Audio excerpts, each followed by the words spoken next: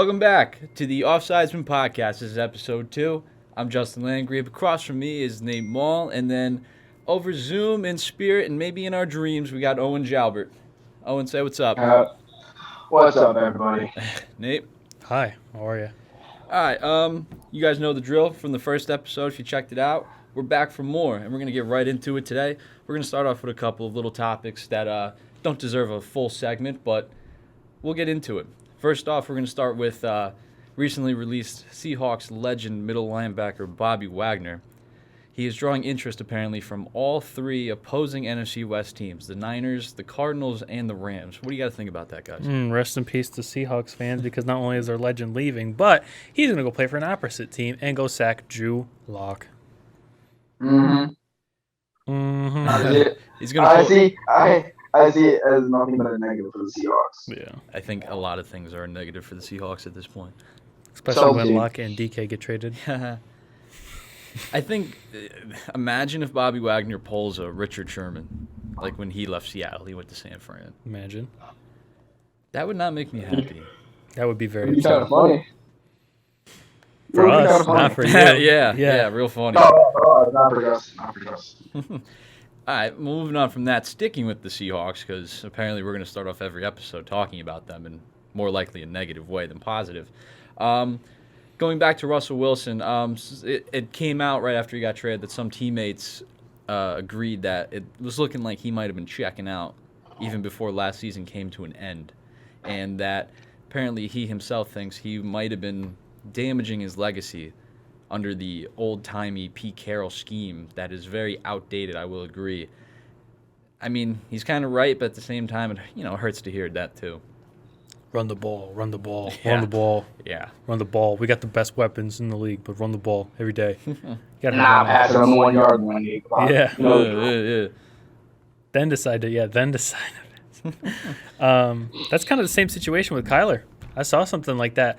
I saw a report come out from teammates that Kyler Murray during halftimes of last year was going on his phone, putting in headphones, talking to his girlfriend on the phone. Yep. Kind of interesting. You're trying to lead a team. You're claiming that you deserve this big-time money for quarterbacks, and then you want to go on your phone in middle of games when you're supposed to be driving and winning. I'm kind of actually shocked that veterans like J.J. Watt, Chandler Jones, Hopkins didn't kind of put a stop to that because, I don't know, I feel like if you want your young quarterback to blossom, you kind of need him to focus up and get in the team spirit. Just like him sitting on the sideline, losing the playoff game. You kind of want your quarterback up and going, talking to your players, hey, let's get this in. Let's do this. Let's get this shit together. Let's patent down. Let's do it. That is one crazy thing, though. Hearing that an NFL quarterback or players are going on their phone during halftime, not for nothing, during halftime, I mean, for me anyway, there ain't nobody going on their phone. We're listening to coaches. Mm-hmm. I mean, granted, D3, not a big deal. But still, no one's going on their phone during halftime. That blows my mind that, you got these people getting paid millions of dollars that during halftime they're on their phone instead of making adjustments. That's even in high school. Literally. Even in high school, if you were calling, I don't remember one time. I mean, listen, if we were on our phone during halftime, Luigi or Stanko would have had running. You're running. Next practice is nothing but running. Oh, dude, opportunity all practice probably. But that makes no sense. That just shows how you just think you're the shit. I'm gonna go on my phone. No, nothing can correct me. I'm fine. Maybe if Kyler didn't go on his phone during halftime, they could have had an undefeated season. Oh, yeah. But maybe going undefeated made his ego way too big, thinking he was the shit. But in all actuality, you're dog shit and you got lucky. Kind of going off Thank you for my rant. Yeah, wow. Kind of going off of that, something I want to throw in there, too, is how there was a report that came out a couple weeks back, too, that the Bengals special teams coach is also still upset at their kicker, Evan McPherson, for staying out and watching the halftime show instead of going in with the team. That's the kicker. That's bullshit. That That's He's bullshit. the kicker. That's bullshit. He's the fucking kicker. Yeah. What do you? Yeah, what do you? What do you tell the kicker at halftime? Yeah, exactly. What do you tell kick your the kicker ball at halftime? better. Yeah, like the Hey, guy didn't kick miss the all ball year, better. and he did his thing in the second half of that game too. Like they still would have He lost. didn't miss any of them in the Super Bowl. I think Yeah. he was what 3 for 3, 4 for 4. You know, he was perfect like the entire playoffs, and guy didn't miss. Guy did everything right. Like there's nothing to tell him. There's nothing to get pissed off about. I mean, I'm a little on that side. Like, he is just the kicker, so, I mean, I get it. But at the same time, you got to preach that team mentality. You can't have half the guys on the field, half the guys in the locker room, because at that point, it's then, when's the long snapper going to want to stay out there? When's the backup receiver going to want to stay out there? When's this guy going to want to stay out there? You need that whole team aspect. You kind of got to get the team in the locker room all together. I mean, it was just, like, I get it. It's the Super Bowl halftime show, but at the same time, you're in the Super Bowl and you got to play, so I don't know. I'm kind of on the opposite side saying, like, that's kind of bullshit that he was out there to begin with. I don't know. I'm preaching that, like, hey, if you're a part of this team and you want to be on this team, like, I get that you're good. And I get that we drafted you and you're making these kicks and you're doing great. But you're still a part of this team. Like, you got to come in here and you got to focus up and listen. Because I know he's just special team, but, like, do Kyler's situation. If Kyler, instead of just going in the locker room and putting headphones on, say he stayed out there for halftime, it's almost the same situation, except he's just a more important position, which obviously matters more. I don't know. I don't think it's that big a deal because he was just a kicker, but at the same time, I feel like you got to preach team mentality and make sure your team's all in there, focused up, and listening. Anything else, Owen? No, not really. I mean, I just find it funny. Yeah. All right, moving on to the next topic. Earlier today, free safety Landon Collins was cut by the Washington Commanders. What do we got to say, guys?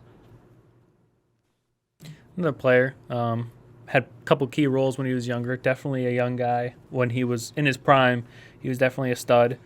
Great pickup for the Commanders and the football team and the Redskins and every single name they've had. He's been a good pickup for them. He's been solid. But, again, the guy was getting older. He could definitely go on a team that needs a veteran presence in the locker room. But overall, I think he had a very nice career. I think this is kind of like the end of it, though. His contract was all the way through 2024 as well. So Oh, wow, really? it was a lot longer than I thought. Damn, I didn't even know that. Okay. Owen? I mean, like Nate said, he's getting older. He is a really, he's a really good linebacker. You know, man did his job when he needed to. But like Nate said, you know, age is always a factor when it comes. Granted, I also didn't know his contract. It's kind of weird. I mean, knowing the Commander's position currently in situation, you would have thought they would have kept him. I mean, he had 4 years. But, you know, that's just decisions you got to make when you're a general manager, and that's the decision they made. Should be interesting to see where he goes. I definitely think some team out there would have a lot of value for him.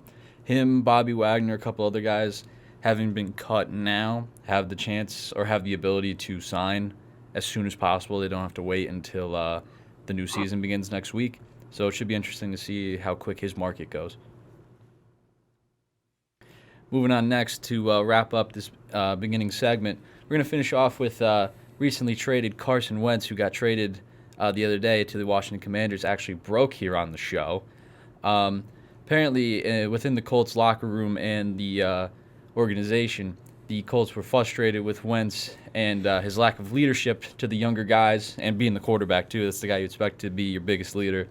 Apparently, he was not big on the coaching, didn't go along well with their coaching, which was surprising, especially since he was with Frank Wright, his OC back in Philly.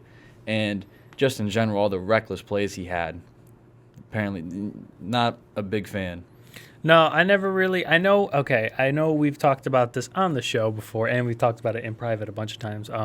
But again, Carson Wentz was the guy in Philly, and I liked him in Philly. But with all those injuries piling up and his play style just lacking, it's never good for that guy. Ever since he left Philly, even in his last couple of years in Philly, he's just been not that guy, and they gave him a contract way too early. I get he won the Super Bowl, and I don't even think I could be wrong, so don't hold me to it, but I'm pretty sure his rookie deal or the deal he was on still had 1 or 2 years left, which I get that you want to get your franchise so you thought guy in there, but you got to kind of play that out, ride that out, see how he goes, because you'll see problems that happen like with him and Jimmy Garoppolo and players like that who play really good, get these really ginormous contracts, and then just kind of fall off a cliff.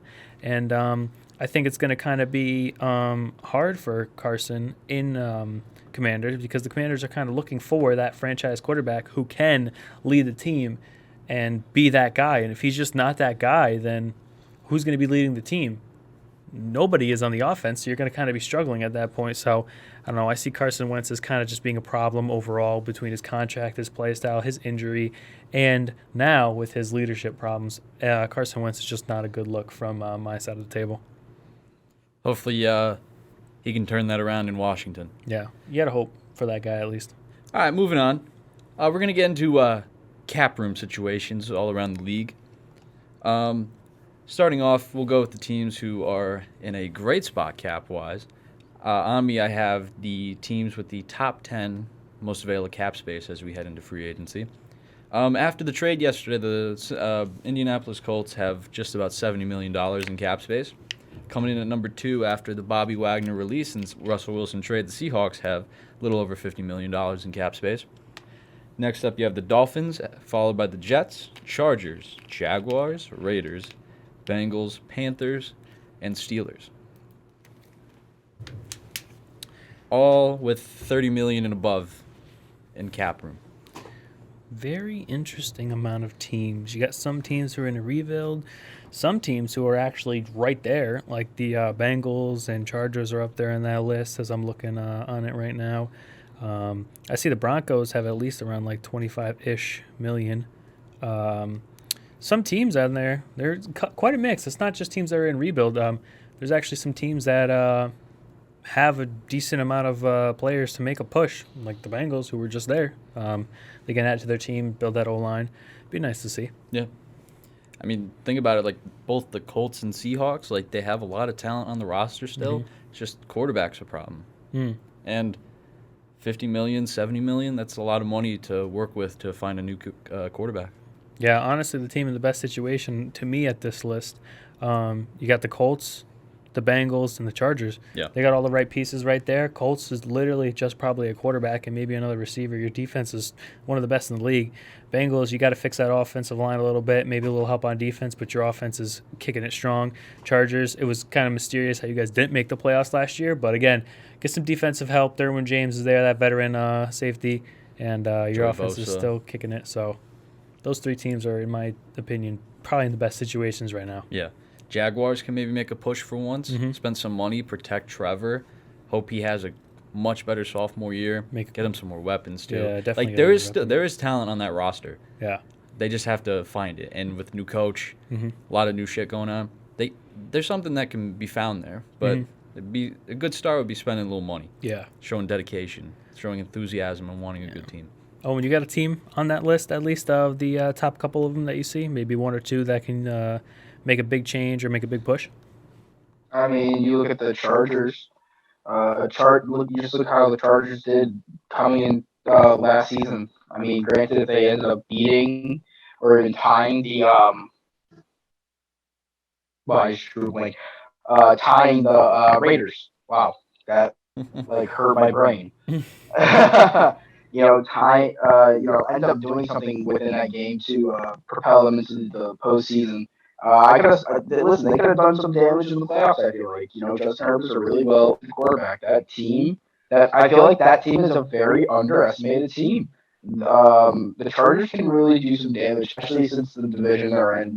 This is really going to tell what Justin Herbert can do, and the Chargers organization can do in the AFC West come this upcoming season. We've said it last show. We are going to continue to say it until the season starts. The AFC West is probably the best division in the NFL at the moment, in my personal opinion. No doubt. One of the better divisions, if you can't even call them the best, but they're definitely one of the best ones. Going back to talking about that yesterday, the AFC West, I think not only is it the most stacked and talented division right now, it might be the most stacked and talented division of all time. Oh, yeah, definitely. There's some divisions out there that were pretty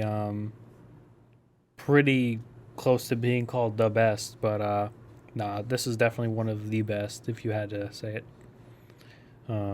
Switching it up, We talked about the best ones, Justin. Now we're going to look at the worst ones. Arguably two of the worst. The Saints and the Packers lead it.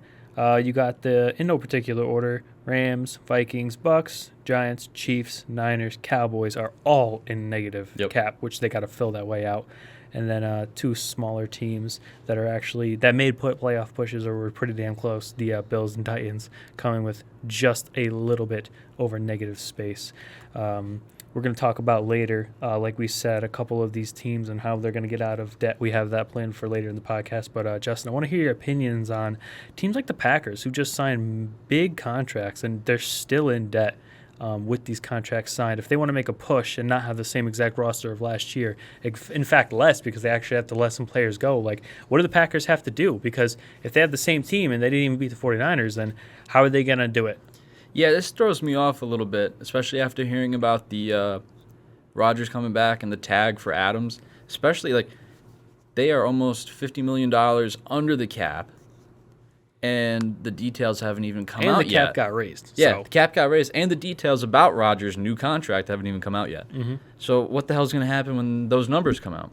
Yeah, because, it's probably going to get worse. Yeah, because they're, like, bad. Because if you look... I didn't think they were that bad. Giants, Chiefs, Niners, Cowboys, yeah, they're all under, but they're a couple million. 7 million's the most out of all of them. You can cut maybe one or two guys who don't play that key of a role, and you're fine. You're back up. But teams like the Packers, Saints, Rams, all double-digit $1 million in debt, the Packers being the worst with $45 million. Yeah. That's a significant amount of money. And if you want to add talent and get to the bowl, then how the hell are you going to get out of that? That's the question. Like, the Saints might be easier because you have two studs who are getting older, Michael Thomas and Cam Jordan, that you might have to restructure or maybe even get out of there. But the Packers, you just signed your quarterback to a massive deal. You have your receiver, massive deal. Other than that, what key weapons do you really have besides those two? Yeah. Who's taking up that much money? Yeah. Saints are a team that are at a crossroads. Like, they got a new coach. They have a QB problem right now. And like you said, some of those guys with the bigger contracts are getting older.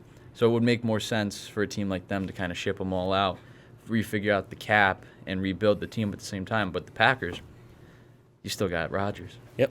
And Rodgers wants better things around him. And I question this a lot. How the hell are they going to figure this out? Because they can't spend money. Yeah. And it's going to be hard to trade for people because money still is in play there. Yeah, like a lot of these teams on this list can do many things. Like you said, the Saints can get some players out of there, bring some new in. The Bucks, they're in that same position. They can bring some out, push them in. But teams like the Packers and the Chiefs, you have your roster. You really cannot be moving on. You need to actually put more in if you want to get something out of it. The Chiefs are just in they're in one hell of a situation. We can definitely talk about that in a little bit if you want. We can dedicate the whole ending of this segment to that because they're in a whole heap of trouble. But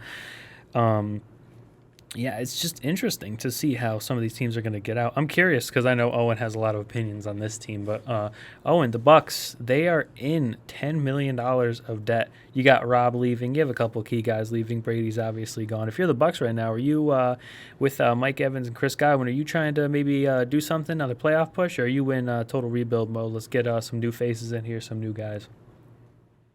Oh, let's hope my internet not cut me out this time.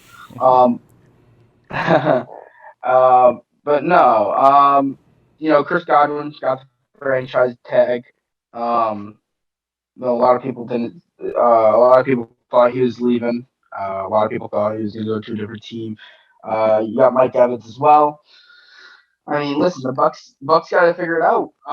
Do they want to keep all these star guys that they ended up signing because they want a dream team to make it to the Super Bowl, or do they need to rebuild and figure out what quarterback they're going to have?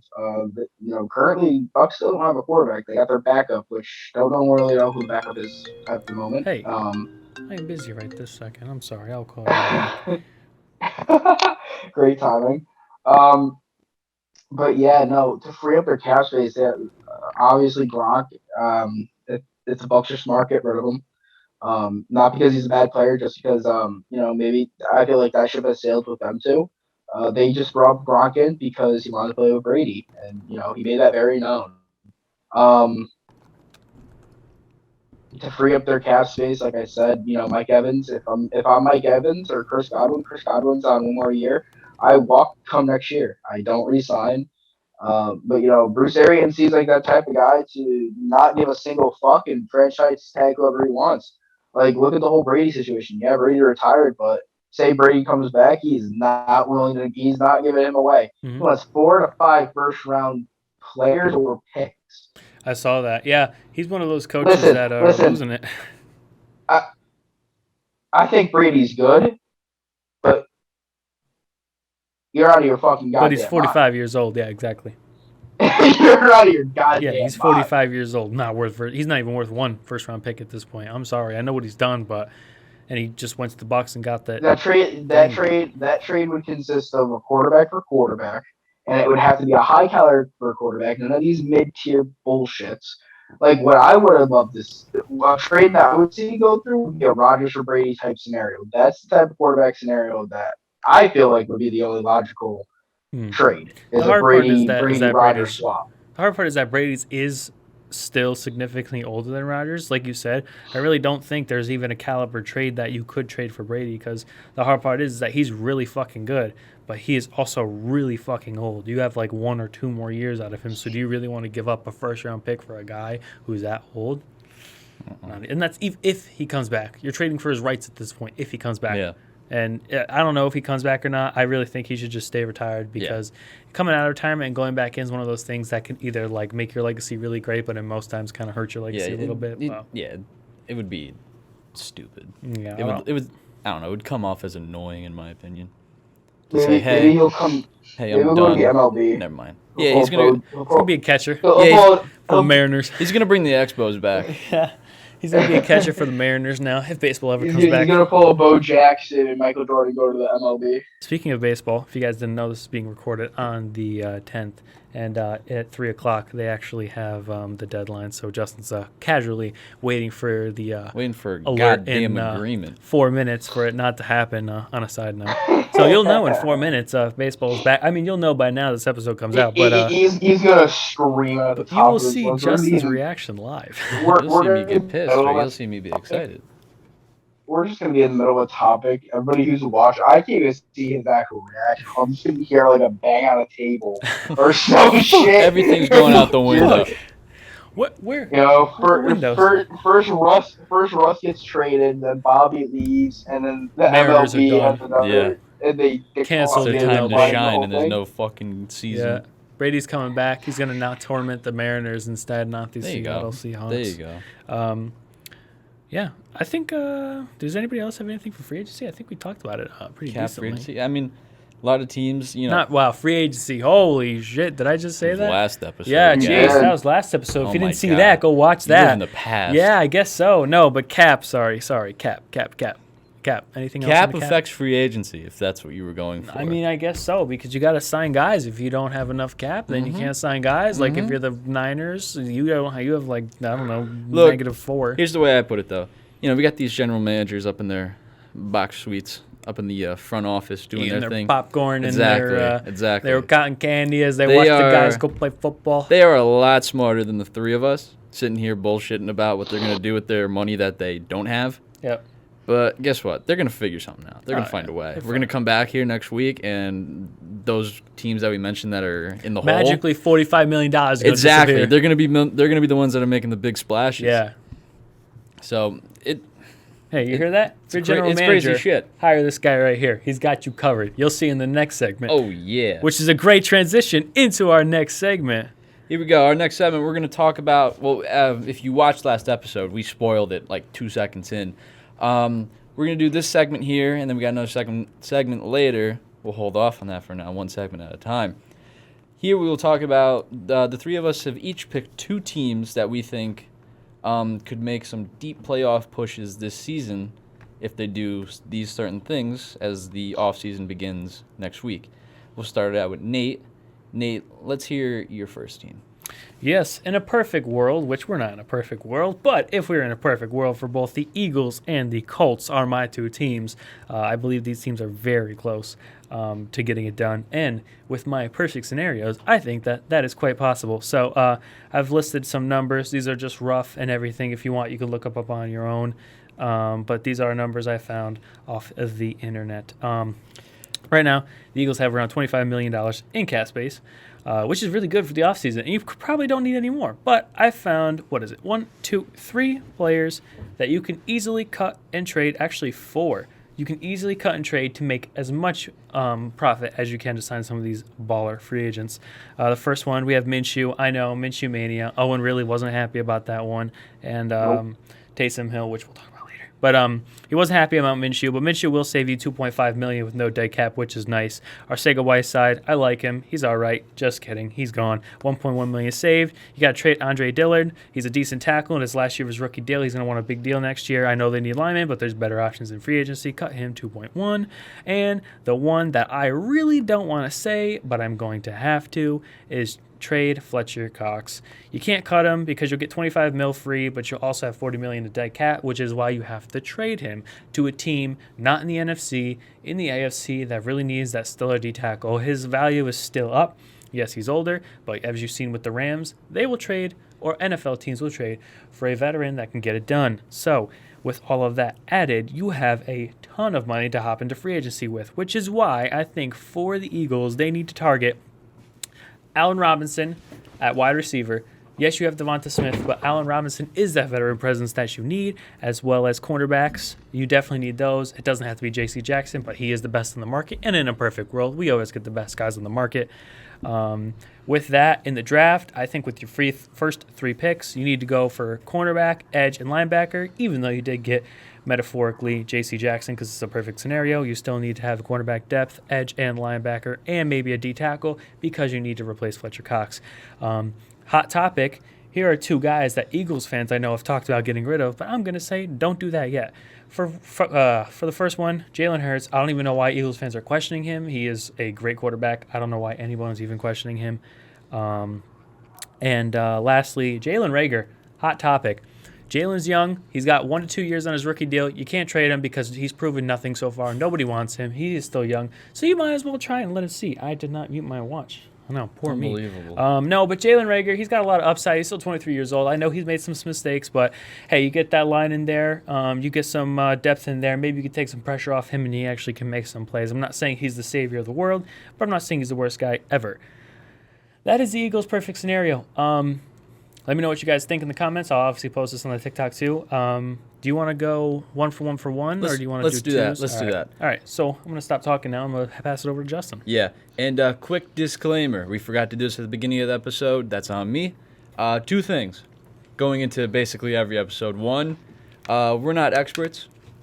Just a reminder of that. We do try our best, though. We know football to a pretty good extent. We try our best. We're giving it all. We're giving it our all, and coming up with these rebuilds and wasting into the playoffs. We did do our research. Some of these not all these numbers are going to be accurate, but we're doing our just thing like any here. podcast. We make mistakes, but we do the best that we can, and we know football and we know what we're talking about. So if you want to put us in the comments, say something, and we'll be happy to reply back. If you think something else, or if you think any opinions at all, we'll be happy to reply. Second thing, I think on here we all have, the 3 of us talked about, I think we agreed that on this podcast we want to be more honest about players and teams and scenarios. So, like, if I say your team sucks, I think your team fucking sucks. Like some of the teams we're going to talk about in this rebuild process. So, I think having some honesty here is good. I think some people might need to hear it. Yeah, and that goes for the same for the viewers too. If you think our teams suck or you think our takes suck, just say it. It doesn't matter. We'll have a educated discussion with everybody. I think the Seahawks suck now. Yeah. The Seahawks do suck. I'm telling you straight up right now. Yeah, no, we're just saying this just so you guys know we don't think we're perfect. Nobody else is perfect. And we like actually conversating with everybody, and we want to hear your guys' thoughts as well as ours. So there are tons and tons of NFL type podcasts out there, so we're just trying to find any way to be unique. Exactly. All right, Justin. Who is your number one team? For All the right, so perfect my scenarios? first team for the perfect scenario would be the newly improved Denver Broncos. So they kind of did the first part for me, trading for Russell Wilson. Looking at their roster, looking at free agents, and looking at money situations, at this moment speaking, I don't see anyone on the roster that needs to be cut. Mm-hmm. There are guys who you could consider, but no one who right here, right now, needs to get cut off the payroll. Yeah, and they got a high cap too, so it's not even like you have to. Looking at free agency, they need to re-sign either cornerbacks, Kyle Fuller or Bryce Callahan. Both of them are in their 30s. Both of them are still good though, but at the same time, both of them were making double digits in terms of millions of dollars this season. So I would say only sign one of them. Definitely don't let both of them walk. I wouldn't advise re-signing both of them either. I don't think that's in their best interest, especially with them getting older and wanting more money. Mm-hmm. At the same time, also re-sign safety Kareem Jackson. He led the team in tackles this year, and I think at the same time, you want to keep this team together the best you can because that defense was very good last season. So keeping it together will be big for the new coaching staff and the new quarterback because he needs a defense. Offensive tackle Garrett Bowles, I think former first-round pick, hasn't played to that expectation quite yet, but at the same time, he is getting paid a lot of money. And Russell Wilson needs to be protected. They need money for that O-line, and I think a guy like Bowles should have his contract restructured, and if he's not willing to do that, then that's when you might want to cut the guy. I think the Broncos want to do some sort of power move that the Seahawks never did by getting Russell Wilson everything he wants, like a good O-line and just the right weapons and everything. Yeah. I think they kind of want to punch Seattle in the face That'd be cool. by doing that. Yeah, I mean, maybe. I mean, Russ asked for years and never delivered. I don't know. so. I think they're kind of want to like one up Seattle and do everything that would have kept him there. Continuing with that, they need to boost that O-line, which is the first step in keeping Russ happy and protected. Looking at guys like Teron Armstead, Ryan Jensen, Trent Brown, some of those top names on the offensive line side of the free agent market. Just guys like that I would go after, spend money on one of them, maybe two of them. And then, if I'm the Broncos, I am re-signing Von Miller. I am bringing him back. He's had all those social media posts the past couple weeks, making it seem like he wants to come back. And if I'm the Broncos, I'm all for it. He showed that he can still kick ass. He did for the Rams, and he got him a Super Bowl. So I would bring him back, more of a team-friendly contract. Hopefully he'd be willing to do that. But if he does, get him in there. In terms of other current free agents on the team, I would let Melvin Gordon walk. This is Javonte Williams' team now, or his backfield, more like it. Let him cook, like Russ. And then when it comes to the draft or free agency, I would look for a new backup for Javonte. No, nothing crazy. Melvin Gordon, they did do a good job of splitting the carries between the two of them. The two of them had basically the same amount of carries somehow. But like I said, Williams is going into his second year. Let him do his thing. Melvin Gordon's older. Let him walk. He's going to want more money too. Mm-hmm. Also, too, something here that might not be a big deal, but you might want to look into it. Find a decent backup for Russell Wilson in case his finger injury comes back again. Because if that happens, then they're fucked. But if Russell plays, does his thing, and you have a decent backup quarterback to come in case he gets hurt, maybe things can still be salvaged. A guy like Andy Dalton, Ryan Fitzpatrick, something like that.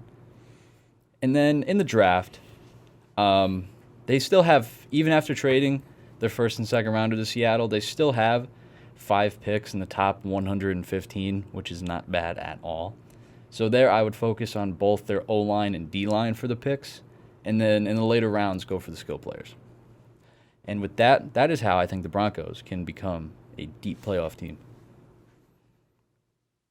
Moving on to Owen. Owen, who's your first team? We got the New England Patriots. Now, Patriots got $11 million, roughly $11.5 million in cap space. So I say, either pick up Juju or Amari. Get that number one receiver, older veteran receiver, along with bringing back Hightower and J.C. Jackson. Mostly signing most of their people that need a contract. So you have Corey, Myers, Oselek, and White. Obviously I want White. White would be the most reasonable scenario to come back. One of the better running backs we have on the team. Oselek is I feel like a very underestimated player for the Patriots. He's coming into, I believe, this will be his third season. I feel like, you know, even on punt return, I feel like this is another Edelman situation all over again, where Edelman just was a punt returner for a little bit and, shined as one of our best receivers on the team. I think Oshleck is going to, do the same thing. I say we don't sign Slater.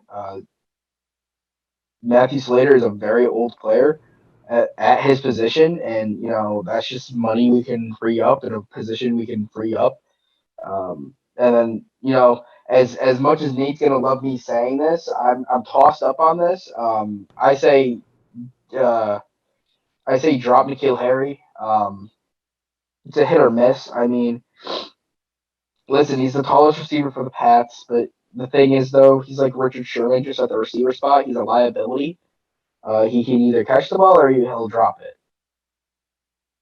And I know Nate's loving me saying that right now. N'Keal Harry. I bet I can't see, but I feel like he has the biggest smile on his face with me saying "cut N'Keal Harry." He's terrible. He's awful. But yeah, no, like Ed, use our draft picks wisely. I believe we have one first round draft pick. Use that to our advantage here. Whether it be pick up a couple backups for our O line.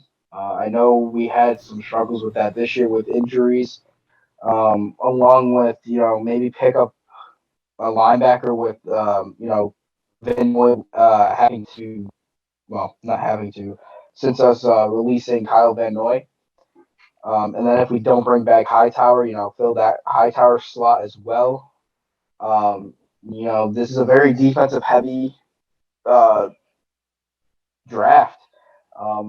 There's a lot of edge rushers, a lot of linebackers that are really, really good. They popped off in college, and let's hope they can bring what they did in college to the NFL. Yeah, honestly, some points of your Patriots rebuild would actually be key. I like the Amari. I like J.C. Jackson. Some of the players I can agree and disagree with keeping going, but I do overall like it. Just the fact that players on our team are getting a little over. I like what you said about Gunner. He's is young and he has that small position in Myers. I don't know. I'm not a big guy on re-signing older players in their 30s, depending on if they're a big game changer or not. But that's just me personally, because unless they're a big game changer, they're just kind of like a system player. It's not really super important to me, but for some people, it is very important, and it probably is extremely viable that it happens. So I do love your rebuild on the Patriots, and I hope that most of that comes true. The next. Coming back around. Yeah, back around the table, back around the circle. Nate, what's your second team that can make a deep playoff run? Second team, as I stated earlier, is the Indianapolis Colts. As you guys know, they just got rid of Carson Wentz. And if you didn't know, in my rebuild, which I wrote yesterday before it happened, I actually had get rid of Carson in here. I said get rid of Carson, quote, if possible. Because I didn't think anyone would want that massive contract that comes with him. And lo and behold, somebody does. And I don't mean to pause you here, but I did check my phone a couple minutes ago, and apparently there are rumors coming out that maybe Indianapolis is looking to Derek Carr. Interesting. Ooh, if that influences your... Interesting. That is the dumbest thing. That would be the dumbest thing to do. I mean, that's better than their current options. Better now. than nothing, but if I'm the Colts... If I'm the Colts, I'm taking Jimmy Garoppolo. Yeah. I mean, if I'm Derek Carr, I low key want to get the fuck out of the AFC West. Here's the thing though. Before Nate starts, right? I want to be quick with this. If I'm the Raiders, I'm brain dead dumb if I'm fucking thinking about getting rid of my starting quarterback, Derek Carr. Unless you have a better option in place, yeah. That's true. Because who's the Raiders' backup currently? It was Mariota, but he's a free agent. Yeah. Mariota's going somewhere else. Tough situation. He should. I don't know where, but he's going. Bring Minshew to Vegas. Oh, Minshew to perfect Vegas. for Hey, him. Eagles plan. I already said it. Here, coming true. Here's the Colts plan. First off, you're going to re-sign Zach Pasquale. He's not really a role player, but he is. He had a better season than he normally does, so you had to get him on that cheap, team-friendly contract. He definitely can pull up in the wide receiver 3 position, maybe a couple key role guy, play a small small role, nothing bigger than that. The cap, Colts have around $45 million. They have one of the biggest caps, but they also have a couple guys who are going to be options when it comes to cap. T.Y. Hilton is taking a team-friendly deal. That has already happened, which is very nice because you have that veteran presence in the locker room. Like in here, get rid of Carson Wentz. Oh, check mark. That's already off the list. And I even wrote in here, you have to trade him because if you cut him, you have so much dead money. It's not even funny. Free agency, QB or wide receiver. You have to redo that role. If you want to go with players that are currently in the league, I suggest either Juju Smith-Schuster, who could take up that number 2 role, because I think Pittman or Juju can take up that 1 and 2 role. I really don't think it matters as long as you get the ball to some playmakers. Juju needs a fresh start. It's not been kind to him in Pittsburgh, but he's also done it kind of to himself. QB, I see a lot of Trubisky floating around in there. I don't really know the validity of that just because Trubisky is one of those guys who was in a bad system. So can he be good? Can he not? I don't know. If I'm the Colts, he is my second option because my first option is to trade up for a late first-round pick to get quarterback Sam Howell. I think he's a guy who will be there definitely in the first round. I like him. I do like Sam Howell. I think he's really good. I think he's probably he's probably second or third best. I think, in my personal opinion, we're going to talk about this on a future episode, discussing the draft and placements and everything. But I do think that him and Kenny Pickett take up that second and third spot, and number 1 will not be disclosed. But I think you can do process of elimination to figure that one out. Sam Howell will be my first option if you can get a late first round pick for him. If you can't, and no team wants to trade up with you, I think your next best option is maybe Trubisky at quarterback, or finding one that you could trade for like Derek Carr, and then grabbing another receiver to help Pittman out if you don't get Juju. But in my perfect scenario, which it is because this is the game of perfect scenarios, I think the Colts sign Juju to take off that 1 or 2 spot with Pittman on the side. You got Pascal at 3. Their defense is key. Their defense is fine. Don't even have to touch it. You can maybe get some depth, bless you, and trade up to get Sam Howell in a late first-round spot for a team that maybe wants a early second-round pick. Sam Howell sounds fun, but you know what sounds better? Bless you. Baseball is back. Boo. Oh, is it? Yep, baseball is fucking back, baby. According to Jeff Passan, Major League Baseball and the Players Association have finally fucking reached a tentative agreement on a new labor deal. Yes. That is all I have to say. This is a football podcast, but sometimes other things happen. I'm sure some of you listeners like baseball, and I do. I'm fucking stoked. Baseball. But yeah, that's the Colts plan. The Colts are pretty close. I'm not an NFL GM, but they're going to figure it out. I definitely think they need to figure out that quarterback position. Definitely need to get some depth at wide receiver. Pittman can't do it all. And I think Sam Howell's a perfect fit if you get him in the late first round.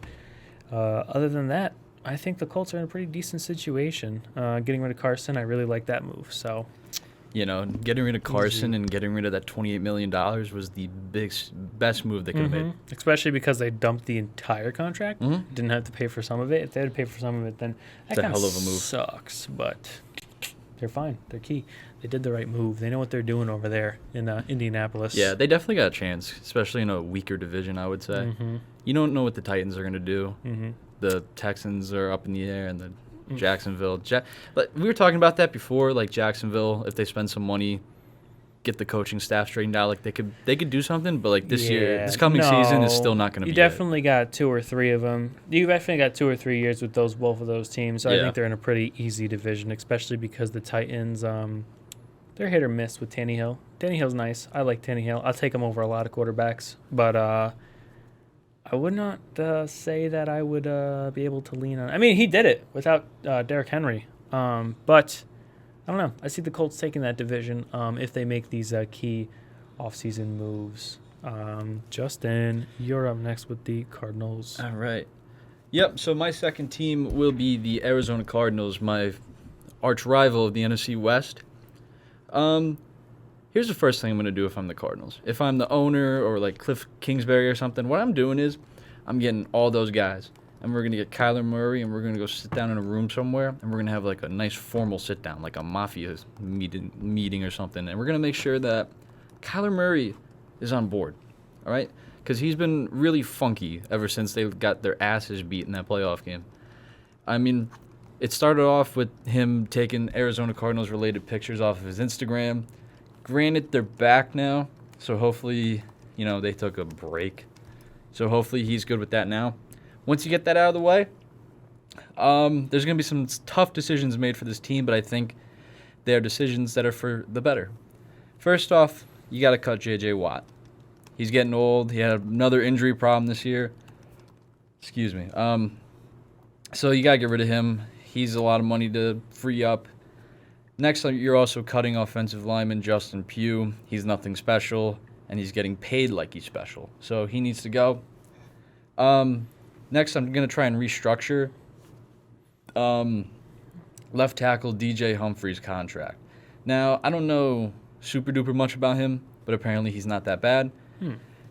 His cap hit, though, is bad.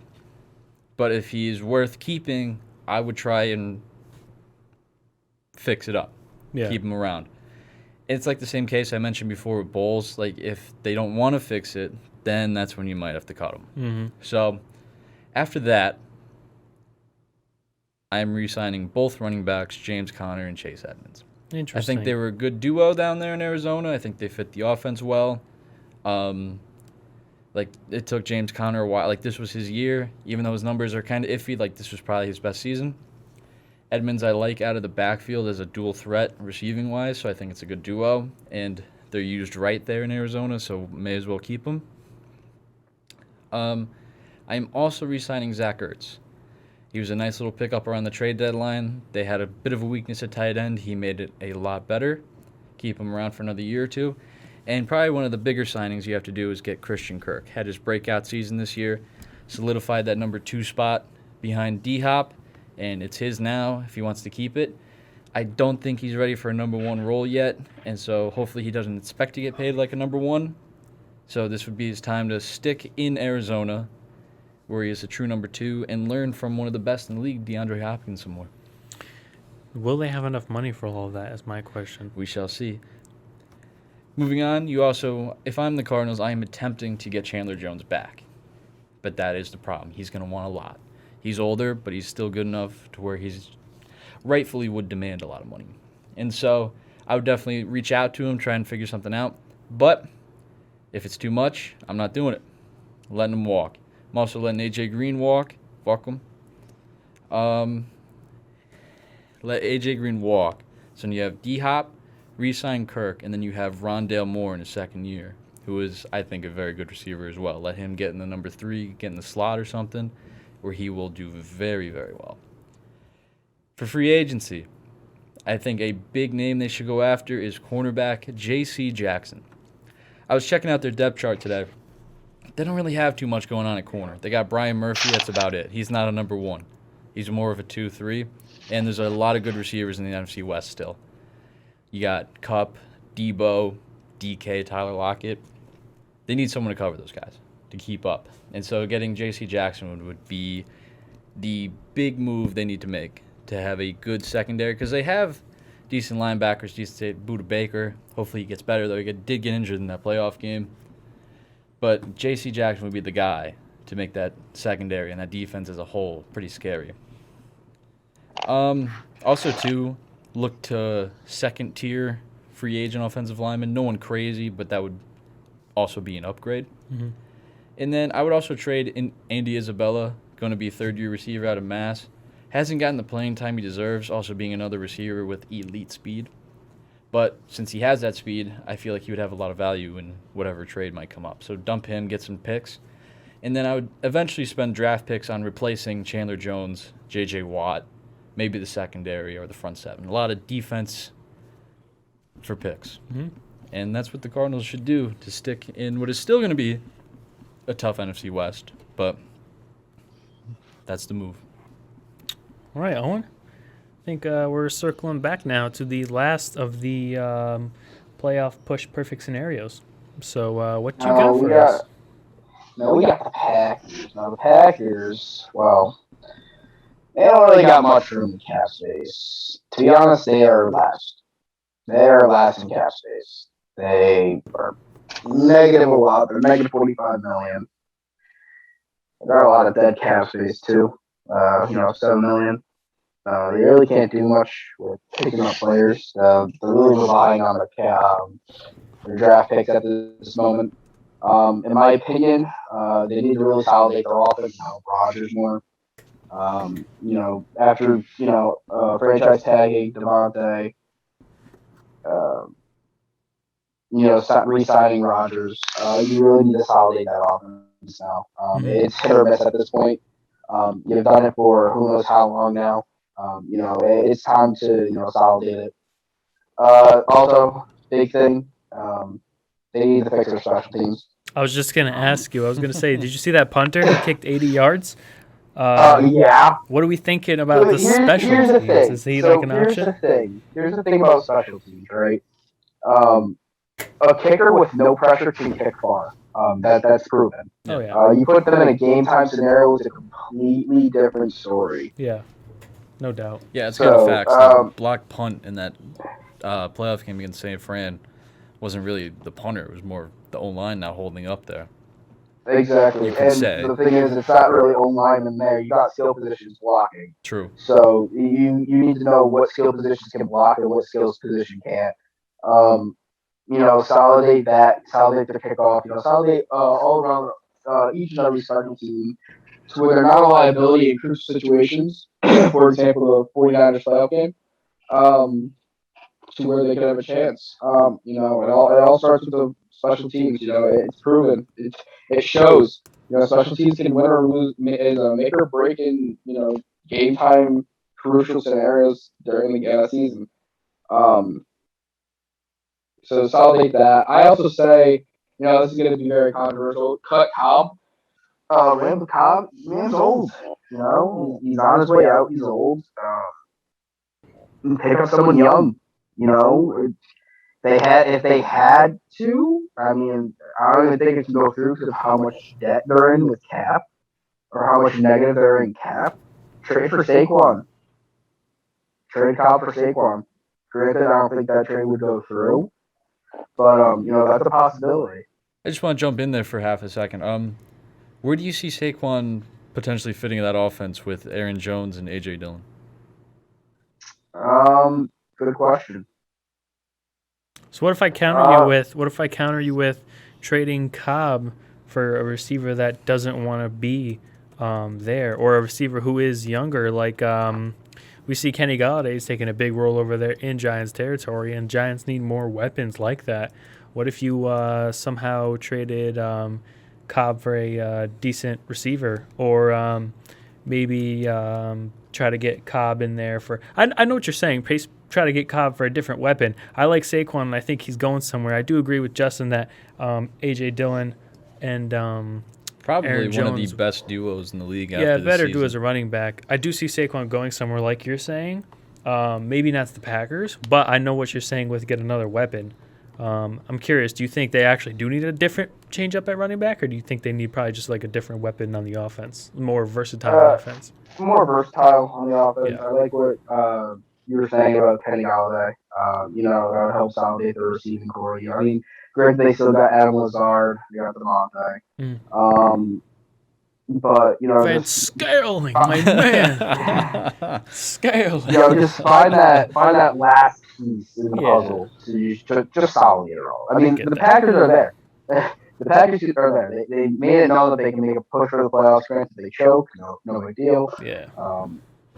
But they just need one. They need like a little spice. You know. They need to beat the Niners finally in the playoffs. I know, like two of the past 3 Recurring years, scenario. 2 of the past 3 seasons, the Packers have been eliminated by the 49ers. Yeah, They're 0-4. They are 0-4 against the 49ers in the playoffs. Everyone's making fun of Jimmy G, but he just beat the That's- shit out of That's him. true. It seems like San Fran has their number in the playoffs. I'm pretty sure, like, Garoppolo's beat them. Well, Garoppolo's beat them twice in the playoffs now, and then I think back in that short term when Kaepernick was at the helm, Mr. Smith? I think they killed the Packers in that time too in the playoffs. Who was their guy? Mr. Kaepernick, you just Yeah, said. yeah. Phew, I was thinking Alex Smith. That's too far back. He's old. He's an old head.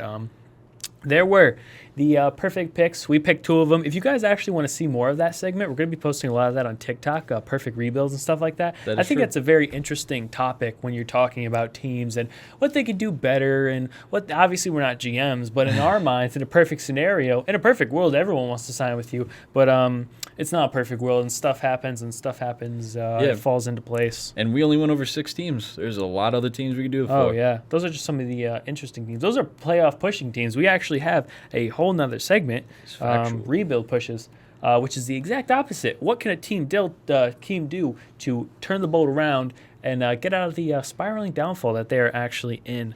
Let's go reverse order this time. I know Owen just ended with the talk, but Owen, do you want to go first or you actually want to go last? It's up to you. I'll go first. All right. So we're going to start off with the Dolphins.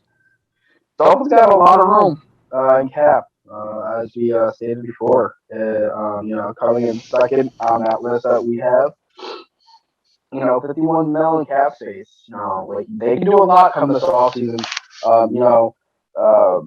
Granted, free agency is still not, I guess you could say, quote unquote, open. You see a lot of things going on still. I say work on Tua. With his chemistry with his receivers. Get Jalen Waddle there. Get that chemistry. Jalen Waddle's a really good receiver to have in Miami. He's good in college. He was a force to be reckoned with in college. If the Dolphins organization and Tua can use Waddle for what he can do, then that's going to be a dangerous duo, Tua and Waddle. I want to ask you something about that, Owen. Do you mind real quick? Go ahead. I know you're a Bama fan. Do you like, because Jalen Waddle was actually taken first before Devonta Smith. Do you like that, or do you think, like Waddle versus Smith, who do you think was the better take? Even in the Dolphins system, which is I feel like it's more of a deep pass system compared to the Eagles, who are more short pass. Do you think that's do you like Jalen Waddle in Miami, or do you think that was a mistake and they should have taken Devonta Smith?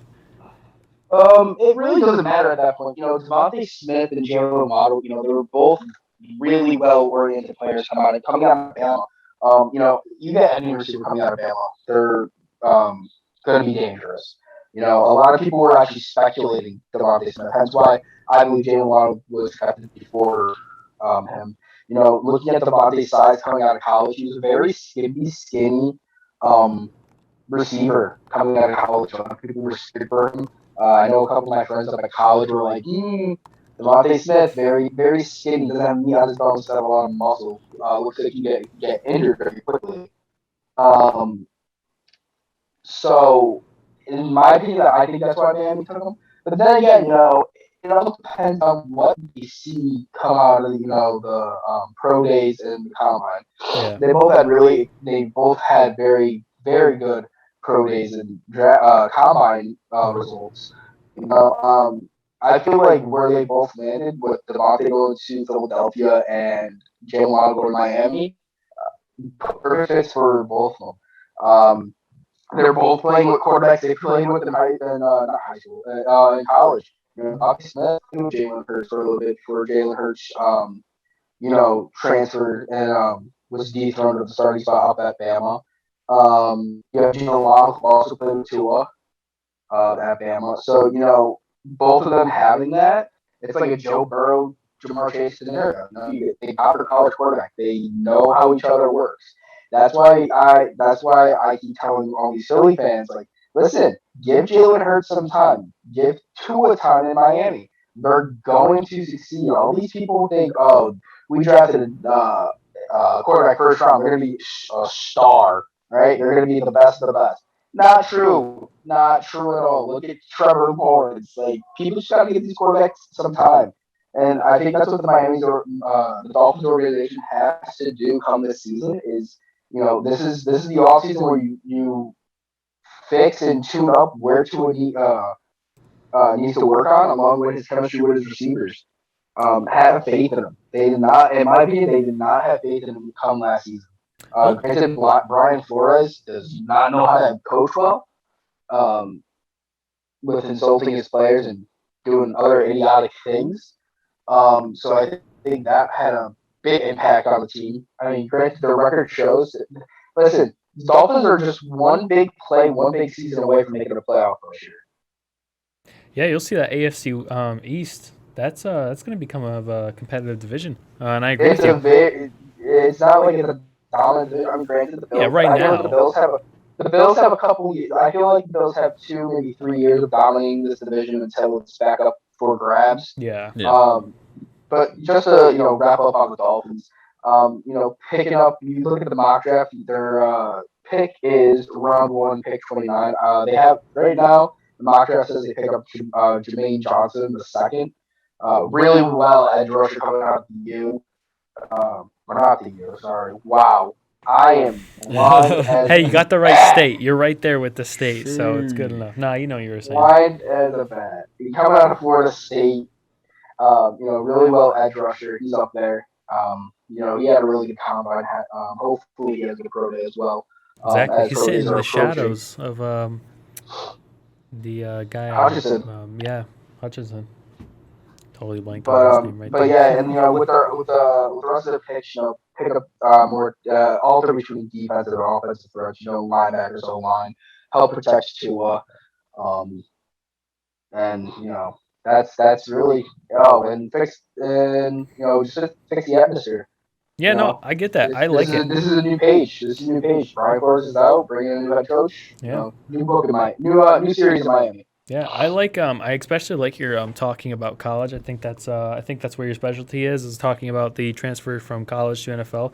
And I know in the future we're gonna have a few guests on who actually have a college podcast. We're gonna ask them to come on. I know they've expressed interest before, and I can't wait to hear you talk about that with them because you guys have a lot of college to the NFL knowledge on that topic. Moving on from the Dolphins, Justin, we have you. Yep.